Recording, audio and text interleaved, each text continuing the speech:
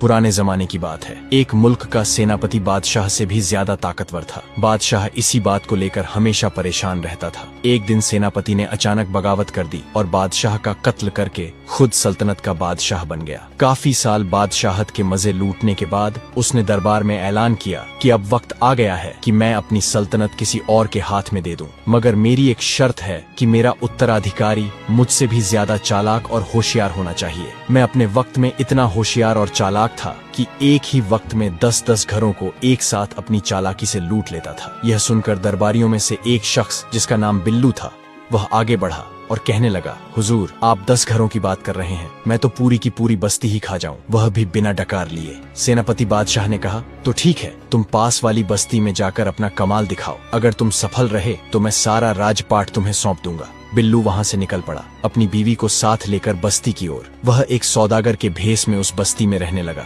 बस्ती में सब लोग उसे बिल्लू सौदागर के नाम से जानने लगे। बिल्लू ने सबसे पहले उस रात को एक गधा चोरी किया और सुबह होते ही उसे बेचने के लिए करीब के बाजार ले गया। बाजार जाने से पहले उसने गधे के मुंह में अशर्फियां ठूंस दी और गधे का मुंह अच्छी तरह कपड़े से बांध दिया। वह बाजार की भीड़ वाली जगह पर खड़े होकर गधे के मुंह से कपड़ा हटाने लगा। जैसे ही कपड़ा हटा, गधे के मुंह से खन खन करती अशर्फियां गिरने लगी। खन खन की आवाज सुनकर लोग उसकी तरफ देखने लगे और हैरान होकर आपस में बातचीत करने लगे कि क्या खूब गधा है, मुंह से अशर्फियां निकल रही हैं और वह भी सोने की। आखिर बेसब्र होकर लोगों ने बिल्लू से पूछा, यह क्या माजरा है? बिल्लू ने कहा, यह एक अजीबो गरीब गधा है। जब भी मैं उदास होता हूँ तो दिन में एक बार इसके मुंह से अशर्फियां निकलती हैं। मेरे घर में तो अब इतनी भी जगह नहीं है कि जहाँ मैं अशर्फियां रख सकूं, इसलिए मैं इससे बहुत तंग आ चुका हूँ, जिस वजह से मैं इसे बेचने के लिए बाजार ले आया हूँ। मैं चाहता हूँ कि कोई ऐसा व्यक्ति इसे खरीदे जो इसका ख्याल रख सके। लोगों ने गधे के मुंह से अशर्फियां गिरती देख ली थी और बाकी का किस्सा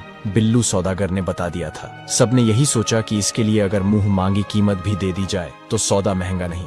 अब लोग इस गधे को खरीदने के लिए बोलियां लगाने लगे। आखिरकार एक बनिए ने गधे को 10,000 सोने की अशर्फियां देकर खरीद लिया। बिल्लू सौदागर ने 10,000 अशर्फियां बनिए से ली और जमीन पर पड़ी अशर्फियां उठाकर घर चला आया। दूसरी तरफ बनिया गधा लेकर अपने घर की तरफ चला गया। सब लोग तमाशा देखने के लिए बनिए के पीछे पीछे उसके घर पहुंच गए। बनिए ने कहा, भाइयों, चलो अब गधे के मुंह से अशर्फियां निकालते हैं। बनिया और बाकी लोग उदास शक्ल बनाकर गधे के सामने बैठ गए।